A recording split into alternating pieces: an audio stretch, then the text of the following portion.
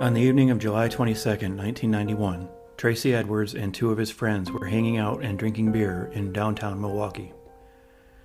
They were approached by a tall man with sandy blonde hair and a mustache. He engaged the three men in conversation and introduced himself as Jeff. Before long, Jeff suggested that they go back to his place to drink some more. The man convinced Tracy that they would go get the beer while Tracy's two friends would catch up with them later. He gave the men an address where he said they could meet them. Jeff and Tracy bought some beer, got into a taxi, and took a short trip to the Oxford Apartments on North 25th in Milwaukee. Jeff led Tracy to an apartment on the second floor. The first thing Tracy noticed about the apartment was the smell. It had what he called a foul odor, which he could not place at the time. Jeff calmly explained that a pipe had burst and the apartment owner had yet to fix it. After drinking some beer, Jeff gave Tracy a rum and coke. Tracy sipped it and watched some Siamese fighting fish that Jeff had kept in an aquarium next to his couch. Suddenly, he felt something on his wrist. He turned and found a pair of handcuffs on one of his arms. He moved quickly enough that Jeff was not able to get the cuffs on the other wrist, but Tracy was now very alarmed. Something strange was happening in this apartment, and it was about to get much stranger. Jeff then produced a large knife and held it up against Tracy's chest. He told Tracy that if he did as he was told, he would not be hurt. Jeff told Tracy that he wanted to see him naked. Tracy nervously began to unbutton his shirt. Then Jeff guided him into a bedroom where Tracy noticed a huge blue barrel and an even more foul stench. A horror movie was playing on the television. Jeff told Tracy to sit on the bed, and then he sat beside him. Side by side, they watched the movie while Jeff occasionally chanted and rocked back and forth.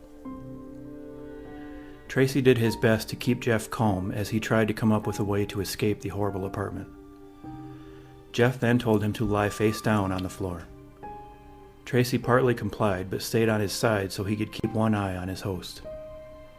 Jeff put the knife to Tracy's chest again. He told me to lay down face down, put both of my hands behind my back because he changed again at that point, like he got more aggressive at that time. Okay, now, but tell us, did he still have the knife out? Yes, he still had the knife.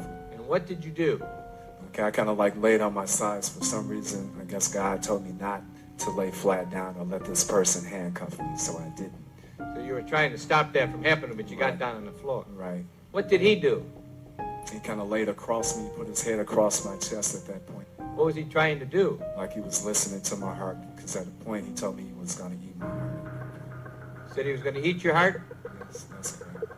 Then, when Jeff turned his attention to something else in the room for a moment, Tracy took his chance. He punched Jeff once in the face and then kicked him in the stomach. Jeff was stunned just long enough to give Tracy time to bolt for the door. He scrambled out of the apartment, down the stairs, and into the street. At 11:25 p.m., Tracy came across a police squad car with two officers inside. With the handcuffs still dangling from his left wrist, he dashed toward the car, frantically trying to get the officers' attention. Quickly and breathlessly, he relayed to the officers what he had just endured. They decided to accompany him back to the apartment. When they arrived, they were greeted by Jeff, who appeared unconcerned. They asked several questions, which Jeff answered calmly. Eventually, one of the officers asked Jeff where he could find the key so he could uncuff Tracy. Jeff pointed towards the bedroom. The officer headed that way. Shortly after he disappeared into the room, he yelled out to his partner, "Cuff him." What happened next would change the world. I heard a knock on the door, and the police were there with the last victim. They asked me where the key was to the handcuffs. My mind was in a haze. I sort of pointed to the bedroom, and that's where they found the pictures. And they yelled, "Cuff him."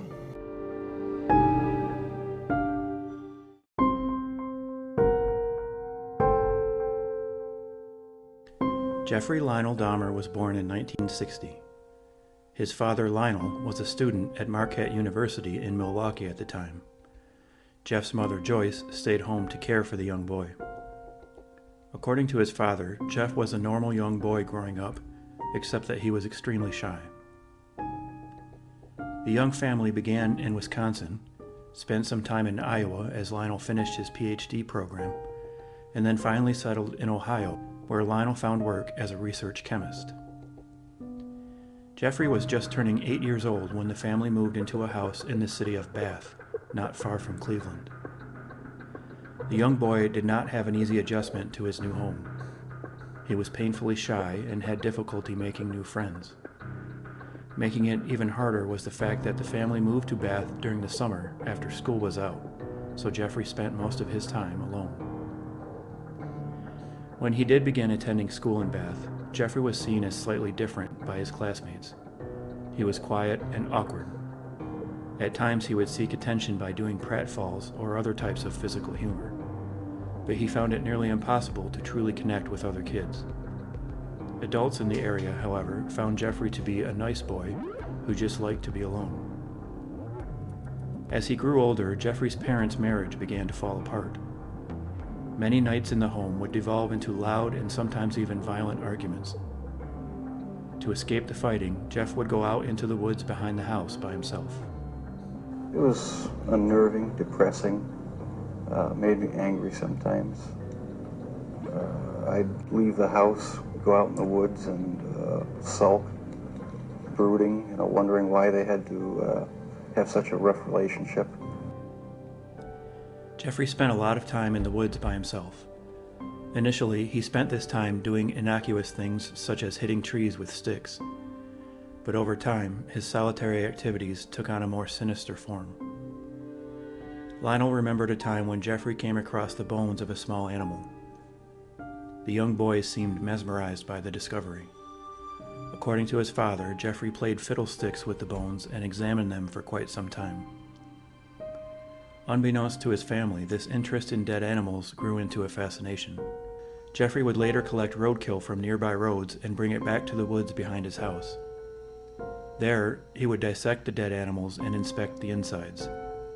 Over time, his inspections developed into bizarre experiments. He began using acid to remove the flesh from animal carcasses and sometimes decapitated them. Jeffrey kept this macabre habit a secret from everyone until years later. In fact, there were many things going on in Jeffrey's mind and in his life that he kept hidden deep inside. From about 15 years on up, a great deal of my thoughts were basically unshareable. Years later, Lionel would look back on Jeffrey's childhood and reflect on some other events that stood out as somewhat odd. When he was 4 and pointed to his belly button and asked what would happen if someone cut it out, was that merely an ordinary question from a child who had begun to explore his own body? Or was it a sign of something morbid already growing in his mind? When we went fishing, and he seemed captivated by the gutted fish, staring intently at the brightly colored entrails, was that a child's natural curiosity, or was it a harbinger of the horror that was later to be found? Always a bit of a loner, Jeffrey withdrew even further into his own thoughts as he reached his teenage years. He also discovered alcohol around the same time. By the time he was 14, he was drinking heavily. At times, he would even drink during class. One time he was caught by a teacher drinking on school grounds. However, he was able to convince the teacher that he did not have a drinking problem. Among the other students, though, it was well known that Jeffrey was an alcoholic. The drinking may have been Jeffrey's attempt to drown out the dark thoughts that were beginning to consume him. I think it was around age 14 or 15. Started having obsessive thoughts of violence intermingled with sex. And it just got worse and worse. I didn't know how to tell anyone about it, so I didn't. Jeffrey's reputation as a shy prankster continued into high school. One time, he drew chalk outlines in the shape of bodies in various places around the school. This morbid act was apparently largely overlooked by his fellow classmates as just another prank. Another time, Jeffrey, who was an average student at best, photobombed the yearbook photo of the National Honor Society group. When the yearbook was published, Jeffrey's face was covered with a black dot. At home, Jeffrey's family life continued to disintegrate. His parents' fighting continued to get worse. By his senior year of high school, they were in the midst of a bitter divorce battle. During the proceedings, his parents fought over custody of his younger brother David, while Jeffrey was largely kept to the sidelines. In the summer after his high school graduation, the divorce was finalized. His mother moved out, and Lionel lived temporarily in a nearby hotel. For several months, 18-year-old Jeffrey Dahmer was left all alone.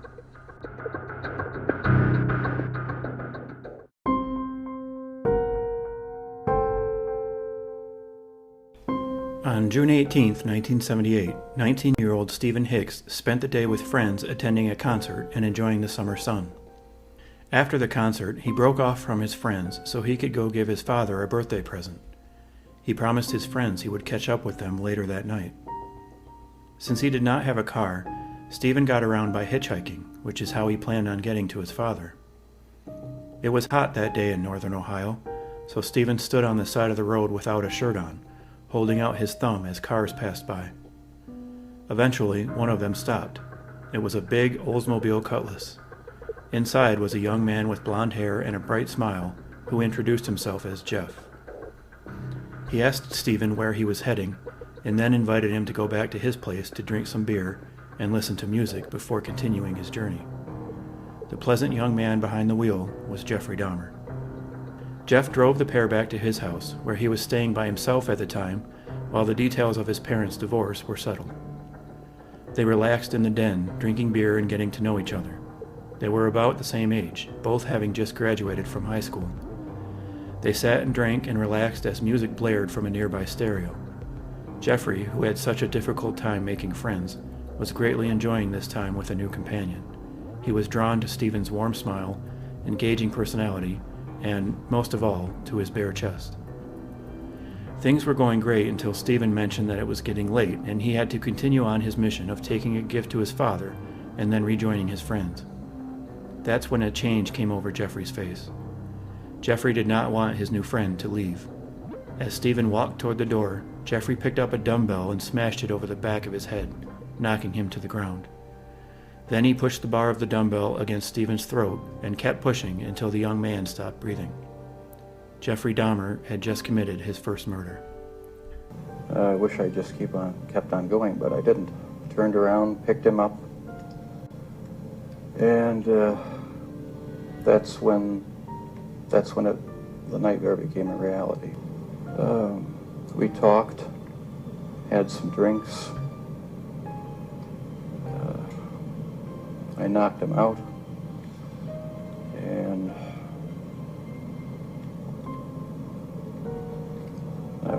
that was the first time. If someone commits a murder in a fit of rage or passion, the natural reaction is to be horrified, disbelieving of what had just occurred. Jeffrey's reaction to killing Stephen Hicks was not one of horror or disbelief. Instead, he laid next to the young man's corpse and masturbated. His only fear was that his father could arrive at the house unannounced, and so, after spending some time with the body, he got to work disposing of it. For that task, he used his experience with dead animals in the woods as a guide. Jeffrey dismembered the body with a knife, put the remains into several garbage bags, and threw them into the crawl space under the house. It was hot and humid in Wisconsin that June, and within a few days, the remains began to emit an awful smell. So Jeffrey retrieved them and buried them in a shallow grave in the woods. That also turned out to be a temporary resting place, as he began to fear that someone would find the hastily dug grave. Digging up the remains again, he removed the flesh from the bones using acid, just as he had with animal carcasses as a child. The horrible liquid that resulted was flushed down the toilet. He then smashed the bones with a sledgehammer and spread them around in the woods. Nobody would have any idea that Stephen Hicks was killed by Jeffrey Dahmer until 13 years later, when Dahmer himself admitted to the crime. Unfortunately, this would be just the first of many murders committed by Jeffrey Dahmer. Once it happened the first time, it just seemed like it had control of my life from there on in. It was a major part of my thinking from then on.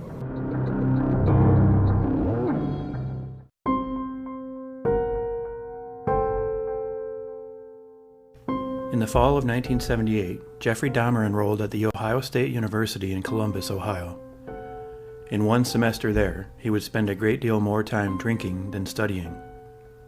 He failed all but one of his classes, dropped out, and retreated to his father's home.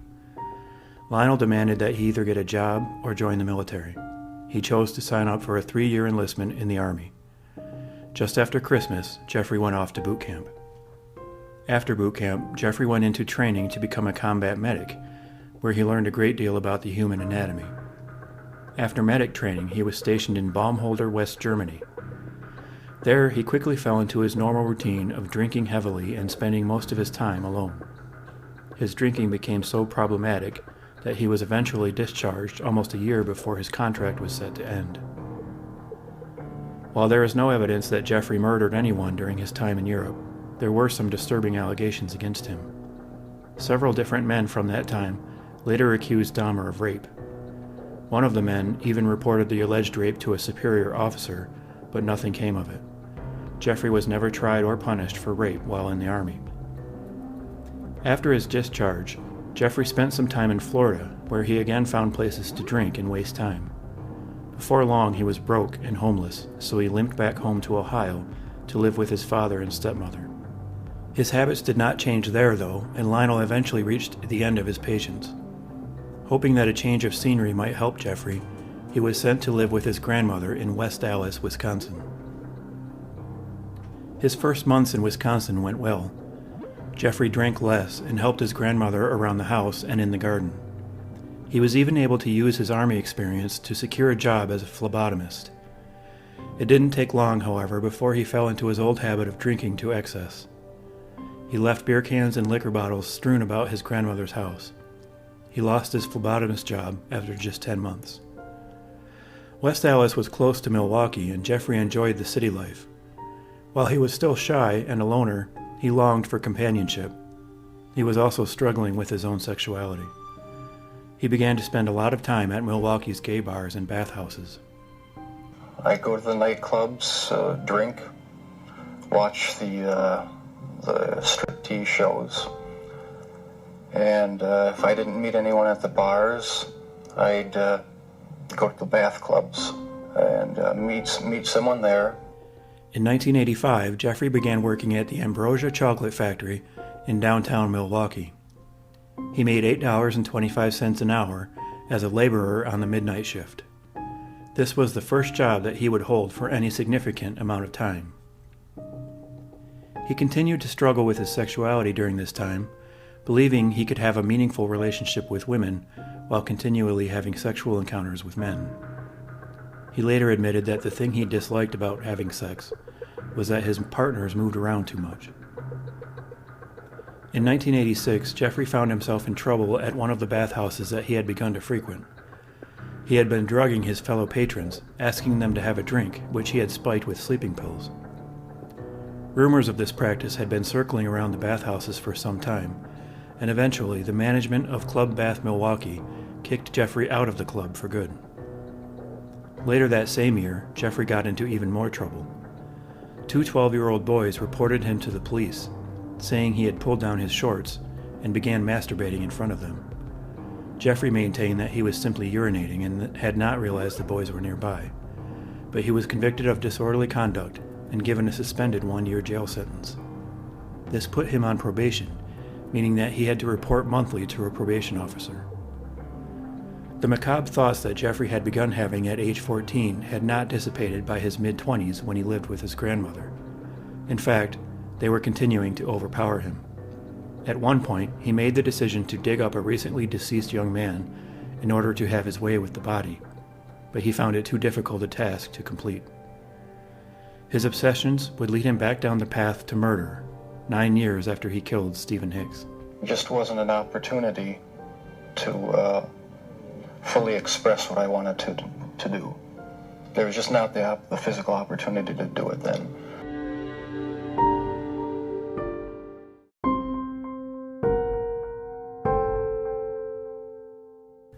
On September 15, 1987, Jeffrey Dahmer claimed his second victim. Stephen Twomey was a recent transplant to Milwaukee who found it difficult to make ends meet in his new hometown. Jeffrey met Stephen at a bar in Milwaukee and invited him back to a room he was renting in the Ambassador Hotel. Jeffrey planned on drugging the 24-year-old Twomey and raping him. He began his mission by putting sleeping pills in Stephen's drink, but then passed out himself before he could complete his ultimate goal. When he woke up, he found Stephen Twomey was dead. I had put some sleeping pills in his drink to render him unconscious, and was just going to spend the night with him. When I woke up in the morning, my forearms were bruised, and his chest was bruised, and blood was coming out of his mouth. He was hanging over the side of the bed, and I have no memory of beating him to death, but I must have. And that's when it all started again. Just as he had after murdering Stephen Hicks, Jeffrey spent time with the body before going to work disposing of it. This time, there was another factor for him to consider, since he had to find a way to transport the body from the hotel in Milwaukee back to his grandmother's house in West Allis. He left Stephen Twomey's lifeless body in the hotel room while he went out and bought a large suitcase. His plan was to dismember the body in order to make it fit inside the suitcase, but in a gruesome bit of luck, he found that it fit just fine with no dismemberment required. With Stephen's body in the suitcase, Jeffrey hailed a cab and took it back to his grandmother's house, where he could complete the disposal. He had learned from his sloppy first effort in disposing of Stephen Hicks' remains.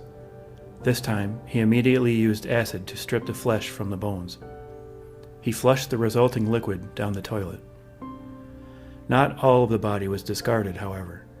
Jeffrey decided that he wanted to keep a part of Stephen Twomey with him, forever. He kept the severed head in his bedroom in West Allis. For a while, he kept the hideous trophy in a blanket, but it soon began to decompose. He tried bleaching it and putting it in the oven to clean it, but the skull became brittle and fell apart. Reluctantly, he was forced to destroy and discard it. Keeping the body parts of his victims would become a habit of Jeffrey Dahmer. While he lived with his grandmother, he had to keep the body parts hidden so she wouldn't see them. He was keeping the head and genitals of one of his victims in a box in his room. On a visit to see Jeffrey, his father saw the box and, believing that it contained pornography, demanded to see what was in it. It was about a 1 foot square box, metal and wood box. My dad, one week, came to visit and happened to see it, and he was wondering what was in it. He didn't know. Nobody knew. And I said, Jeff, open it up. I just want to see what's in there. We got into a bit of an argument because I wouldn't open it up. And I said, Jeff, open it up, or I'm going to just take it down into the basement and get a screwdriver or something and open it up. I think I've got to stop this from happening. He got angry, very visibly agitated. I thought, it's all going to come crashing down now. Not fathoming what could be in that box, I said, okay, just open it up tomorrow then, and then let's get rid of it, whatever it is. The mummified head and genitals of a young man I met in one of the bars down in Milwaukee. But the box was never opened, not in my dad's presence. And so the lies continued. Jeffrey was able to talk his way out of the predicament, which ultimately led to the deaths of many more young men.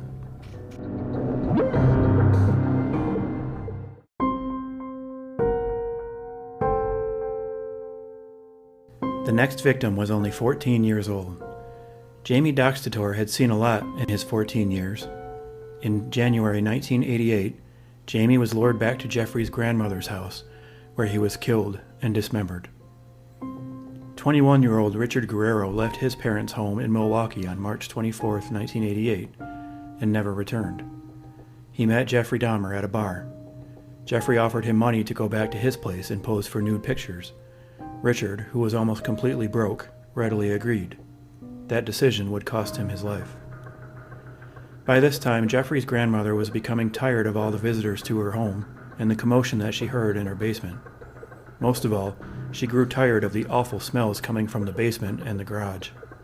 In September 1988, she requested that Jeffrey leave her house. On the 25th, he did just that, moving into a one-bedroom unit in the Oxford Apartments on North 25th Street. He took with him the body parts of several young men.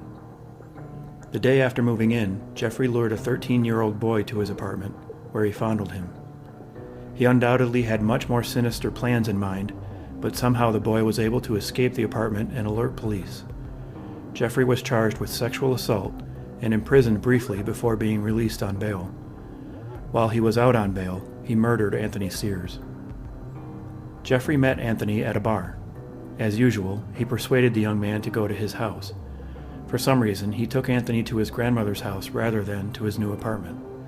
However, the result was the same. After having sex, Jeffrey drugged and strangled Anthony and then conducted his usual dismemberment and disposal routine.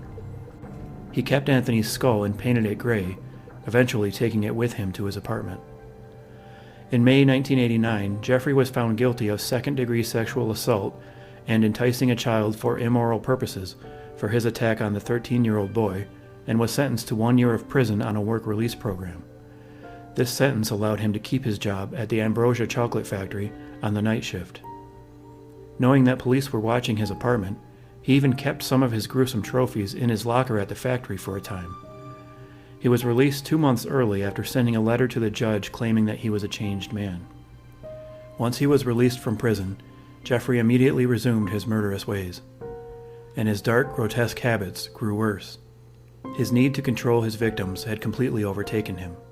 He began to search for ways to make his victims completely subservient without having to go through the inconvenience of killing them.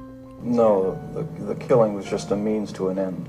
That was the least satisfactory part. I didn't enjoy doing that. That's why I tried to create living zombies with uric acid in the drill. No, the killing wasn't the objective. I just wanted to have the person under my complete control to do with as I wanted. In several cases, Jeffrey poured acid or boiling water into the brains of living victims, trying to turn them into living zombies. The hideous experiment never worked, as his victims always ended up dead. But Jeffrey would turn to another method to keep his victims: cannibalism. Instead of dissolving all of the flesh in acid and then dumping it down the toilet, he began keeping some of it for later consumption. He was especially fond of flesh from the arms and legs of his victims. To Jeffrey, consuming flesh from the young men made them a permanent part of him. It was clear that Jeffrey Dahmer was completely spinning out of control. In addition to murder, dismemberment, cannibalism, and attempting to create living zombies, he was also engaging in necrophilia with some of his victims. And the number of young men who entered Jeffrey's apartment and never left was growing.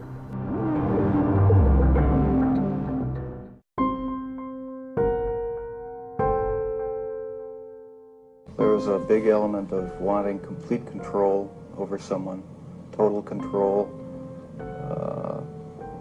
not having to consider their wishes, being able to keep them there as long as I wanted, and that was a big part of it. Lust played a big part of it, controlling lust.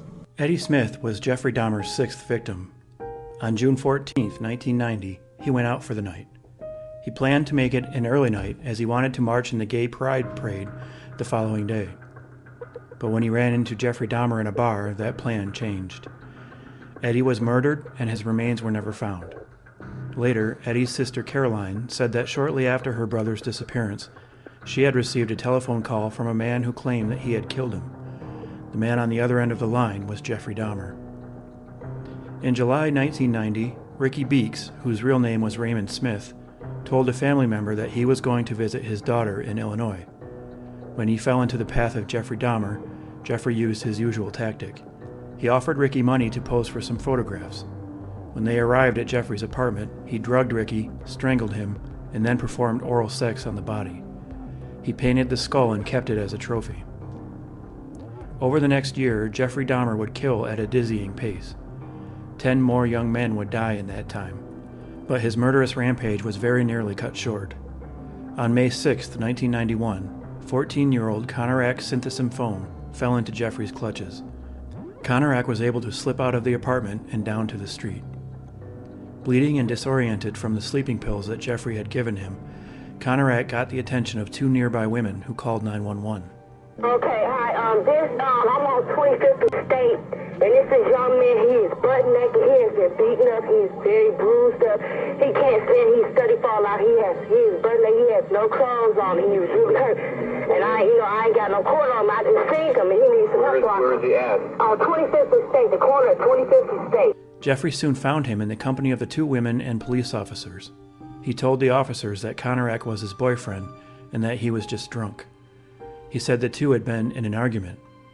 The officers, not wanting to get involved in a domestic dispute between two gay men, led Conorak back to Jeffrey's apartment and left the scene.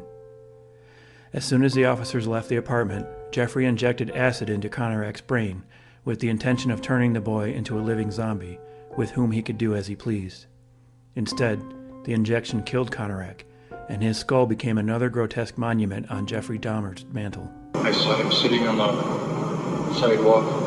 Two girls were with him. They called the police. I had to think of the story quickly. They told him he was a friend who gets drunk. He was not wanting to go back, so one officer grabbed him by this arm, another officer grabbed him by the other arm, and they walked him up to the apartment. And they left. That's when I gave him the second injection. Right away? How long did it take him to die? That was maybe. Later, a relative of one of the girls who had called 911 contacted the police. She was concerned about Conorak and wanted to know if anything had been done to ensure his safety. The officers told her that it was nothing but a domestic dispute, and they had returned the boy, who they believed to be 19, to his boyfriend. The woman was not convinced. If the officers had taken the women more seriously, or had they bothered to look around Jeffrey's apartment, the serial killer's reign of terror would have ended there. Instead, 5 more young men died, including Conorak Synthesymphone.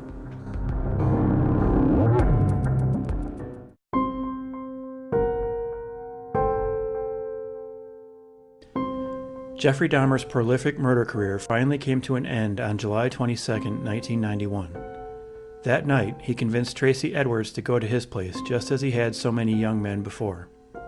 Tracy had an uneasy feeling as soon as he stepped into the apartment.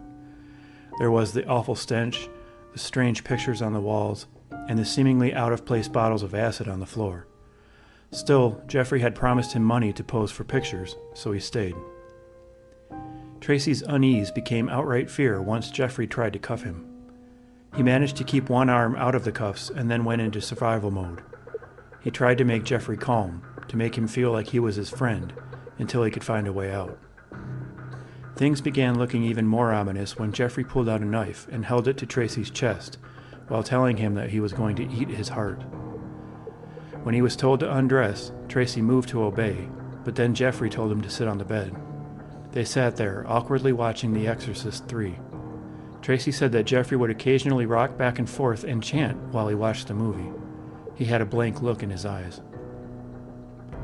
Then Jeffrey ordered him to lie face down on the floor. Tracy wanted to keep the man in his sights, so he only laid on his side. Jeffrey laid next to him and listened to his heartbeat.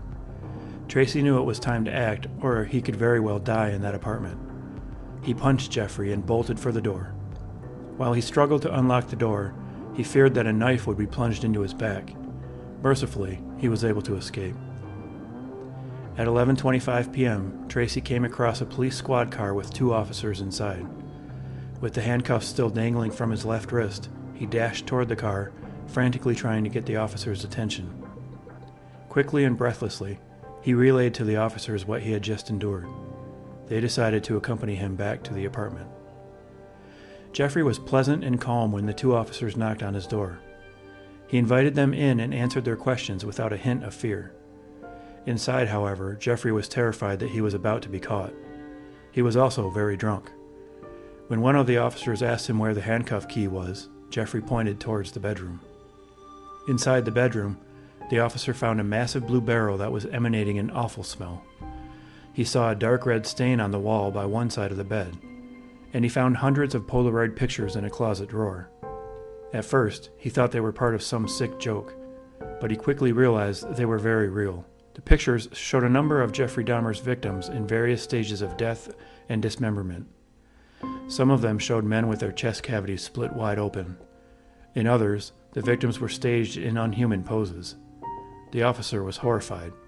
He yelled out for his partner to cuff the blond man in the living room. Jeffrey heard the cry and knew his time was up. He tried to get out of the door, but the officers quickly overpowered him and pinned him to the ground. As they cuffed him, Jeffrey said, "I should be dead for what I've done." If you were out on the street now, would you still be committing the crimes? Probably. If this hadn't happened, there's no doubt I probably would be. I can't think of anything that would have stopped me. Apartment 213 in the Oxford Apartments was declared a crime scene. Officers would arrive to search the room for other evidence. They found plenty. In the living room, they found an assortment of tools which Jeffrey had used to dismember his victims, including various types of saws. In the kitchen, they found pots and pans and utensils where Jeffrey had cooked and eaten body parts of his victims. The big blue barrel in the bedroom contained the dissolving torsos of 3 young men. In addition, investigators found 2 full skeletons, 4 severed heads, 7 skulls, 2 severed hands, 2 severed penises, and several bags filled with human flesh and organs. The tray underneath Jeffrey's fridge was filled with blood. The shy young man who had experimented with dead animals in the woods had graduated to keeping a bizarre shrine of human remains in his apartment. Jeffrey would later take full responsibility for his actions. I feel it's wrong for people who commit crimes to try to shift the blame onto somebody else, onto their parents or onto their upbringing or living circumstances. I think that's just a cop-out. I take full responsibility. How do you feel about what you did? I'm glad that it's over. There's nothing, any words I say to the victims' families are just going to seem trite and empty.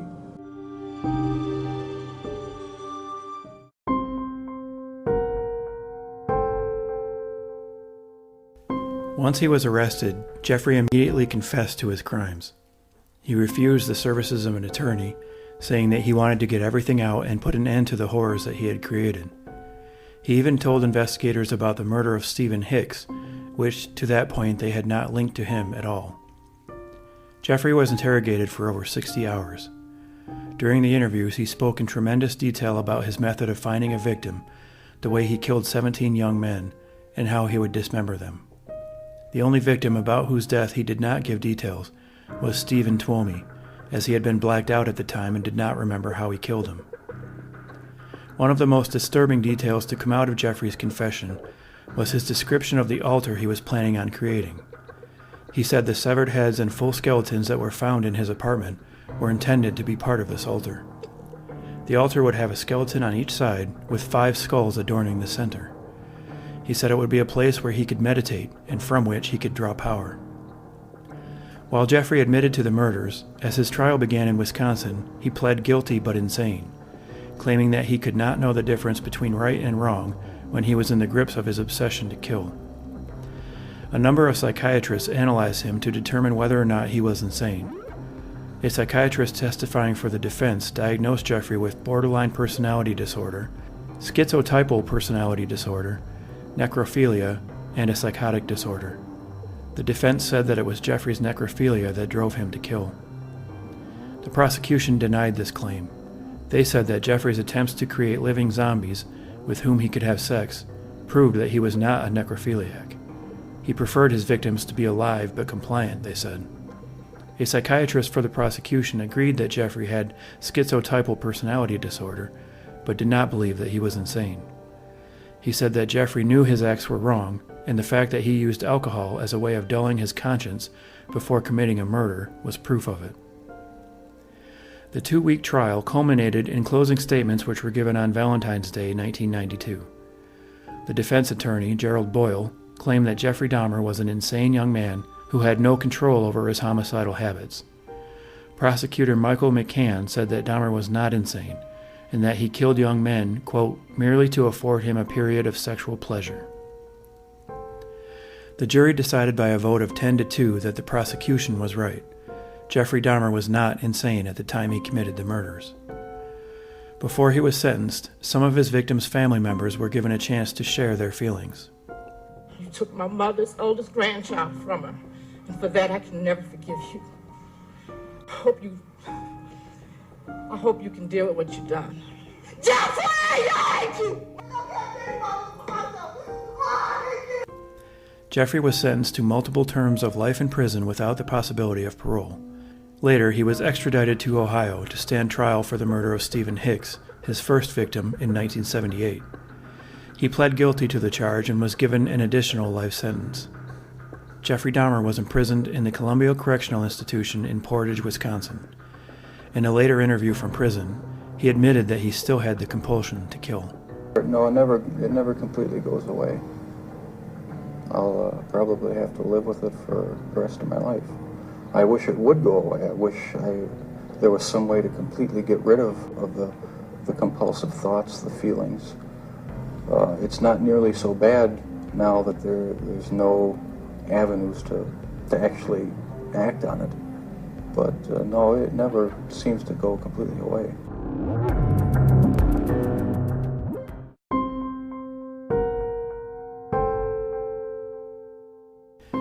In November 1994, Christopher Scarver was serving life in prison for murder in the Columbia Correctional Institution in Wisconsin.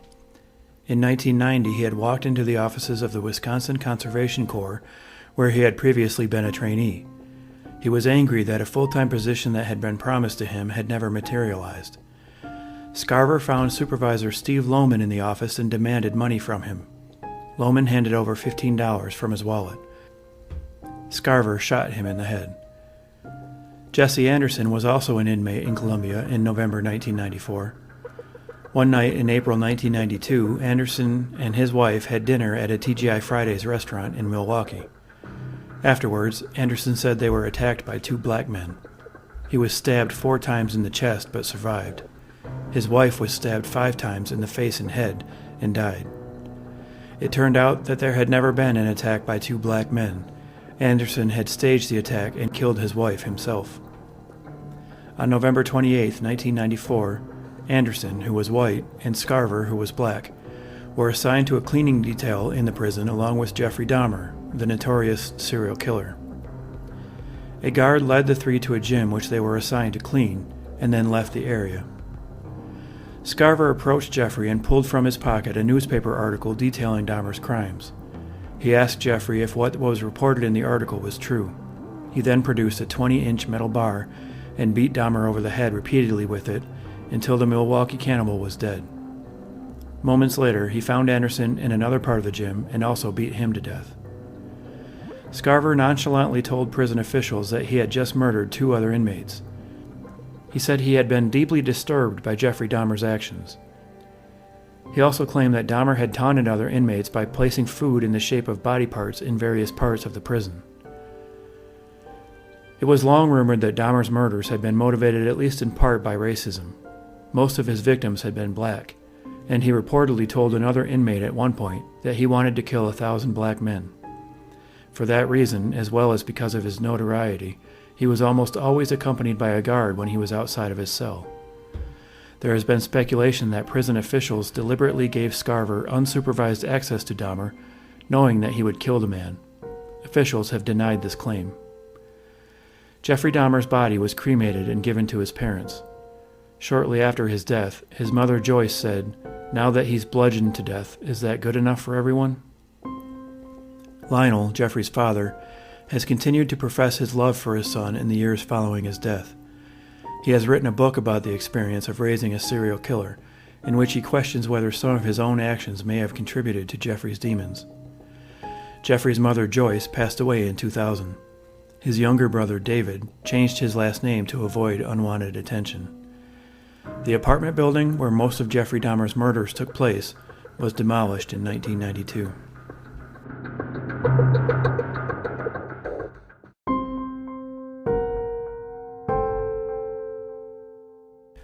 These are the 17 young men who died at the hands of Jeffrey Dahmer. Stephen Hicks, age 18. Stephen Twomey, 26. Jamie Doxtator, 14. Richard Guerrero, 25. Anthony Sears, 24. Eddie Smith, 36. Ricky Beeks, 27.